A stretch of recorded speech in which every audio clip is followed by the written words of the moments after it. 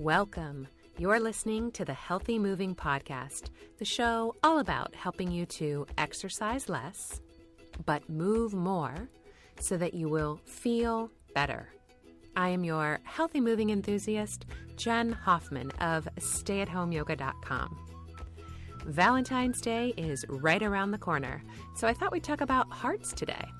No, not the candy ones that say "be mine," the one inside your chest, the one you constantly fret about strengthening with regular cardio workouts. It's Mindset Month here on the Healthy Moving Podcast, and in today's show, we're going to change how you think about heart health.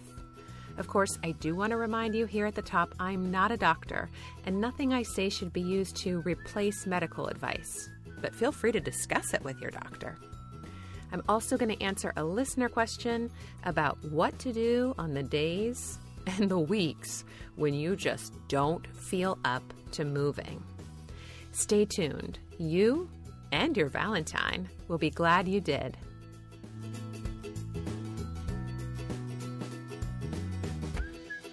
As my 5-year-old daughter was working on her Valentines for her friends this evening, she said, "I just want them all to feel loved.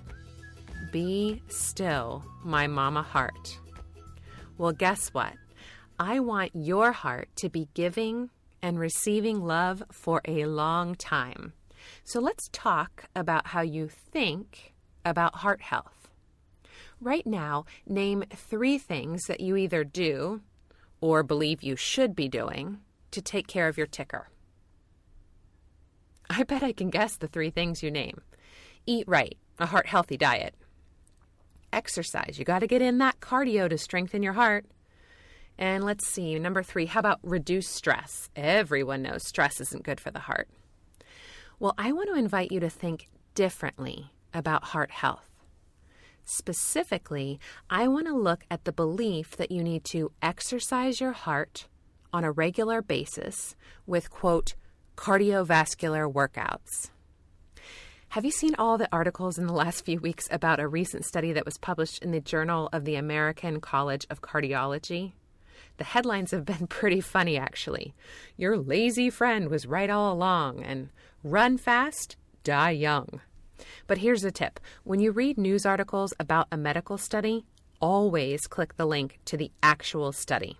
And I'll put the link for this study in the show notes of episode 11 at healthymovingpodcast.com. But here's what the study found. People who do light jogging, and they're talking about a slow pace, and they jog for less than 150 minutes a week, those people did have a lower mortality rate than sedentary people.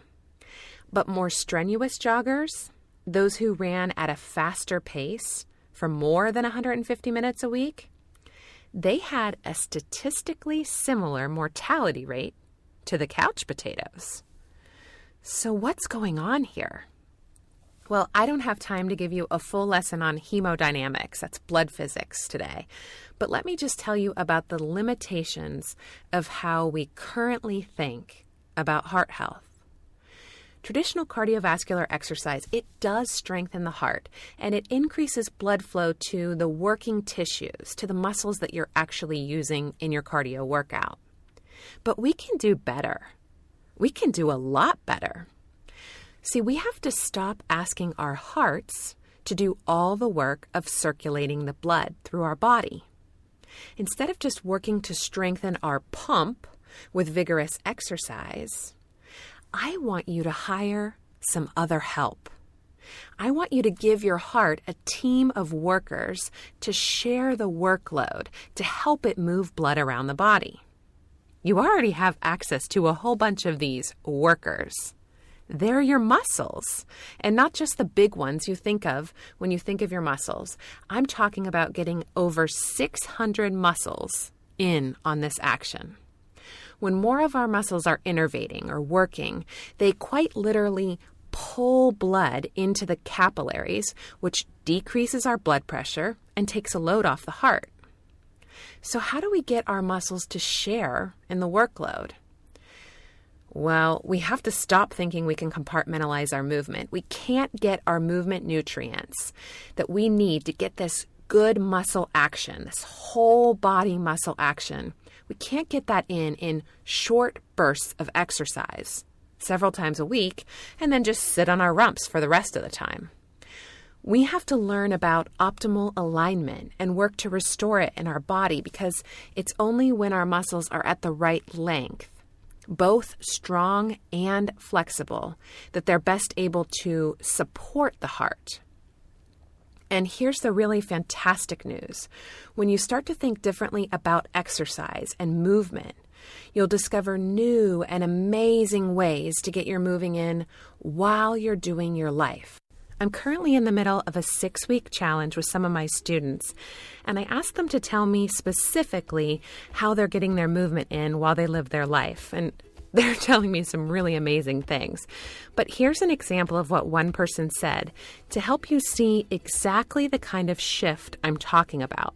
This is from one of my students in Barcelona. Jen, you wanted to know when I do the daily challenges. Anywhere, anytime. I'm checking my standing posture constantly, waiting for the bus, waiting for traffic lights to change, waiting for my son to get out of school, waiting for the elevator.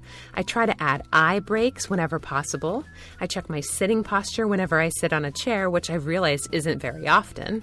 Today I did a calf stretch while my students were doing a listening exercise, and because I'm a teacher, I have to watch recess once a week. But today I started doing the monster walk. Nobody even noticed. The kids were so involved in their games, and another teacher saw me and asked. I explained what I was doing. She's a physical education teacher and thought it was wonderful. I walk about an hour every day to get to school and back, and I've started moving my arms the way you show in one of your breaks. Boy, do I feel my muscles firing. What I love about this program is that I don't have to do anything special. Just go about my day and include a few of these things. It's great. See, her example is so powerful because it shows we don't need more time for exercise. We just need to think differently about movement. Of course, if you want some help in that department, head over to stayathomeyoga.com and sign up for a 14-day free trial. Let's stop asking our heart to do all the work of circulating blood and begin to appreciate the role our muscles play in a healthy cardiovascular system. And may you give and receive tons of love this Valentine's Day. No, I'm sending so much love your way. Okay, I'll be back in just a moment with this week's Q&A.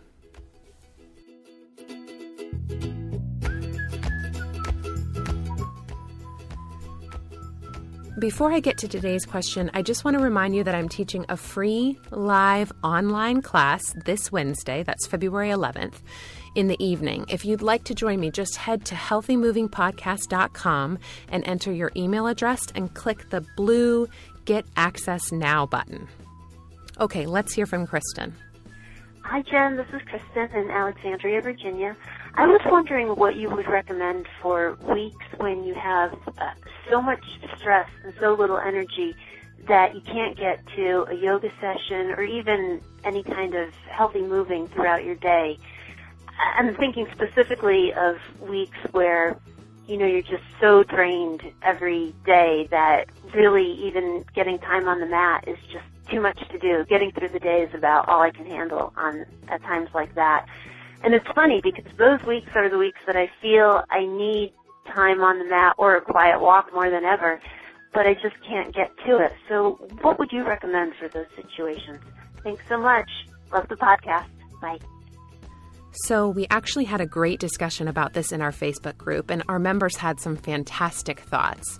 One person talked about the importance of taking a break from the should and need to things in life. Another person mentioned doing 5 minutes of feet up the wall, or another person said focusing on prayer and meditation. I love all of those ideas. And here's the kind of crazy one I'd add to the mix. When I have one of those days where I just can't muster the energy or the desire to actually move, I just walk through something mentally. I read an article probably at least 10 years ago in Yoga Journal about a woman who was on bed rest, but she continued to, quote, do her yoga practice every day by walking through it mentally, imagining her body doing everything. And when she recovered, it was amazing how much strength and flexibility she had maintained. So sometimes I just imagine one pose, a calf stretch or down dog, or maybe even a restorative pose. Just in my mind, I walk through setting it up, coming in, and I mentally go over the sensations of the pose. And guess what happens? At least 75% of the time, I then actually get up and do it. It isn't that I'm forcing myself to do it. The desire to move, it arises. And on the days that it doesn't, I don't judge myself. I remember that woman who got so much benefit from her imaginary practice. So that's my tip. When you don't feel like doing it, just walk through even the simplest movement mentally and then see what happens. Thank you so much for listening. I want to give a special shout out to the amazing people submitting iTunes reviews for the show. During the last week, Megan616, Angel R., Shaylin Soprano, Denny Crane, Adam at All Work, All Play, To Do's Before I Do, John Luzzi at agileparents.com, Jeff Steinman, Mel Abram, Jeff Say, and Katie Coe. Thank you all from the bottom of my heart. I really appreciate your feedback. If you found this helpful, please head to iTunes to subscribe, rate, and review. And if you have a question you'd like me to answer on air or a story you'd like to share, you can call me at 201-580-MOVE or just click the Leave Jen a Message link in the show notes at healthymovingpodcast.com. I'd love your help in starting this healthy moving revolution. Tell your friends and family about the show. We have Facebook and Twitter links over on the site to make spreading the word a breeze for you. Until next week, friends, keep moving.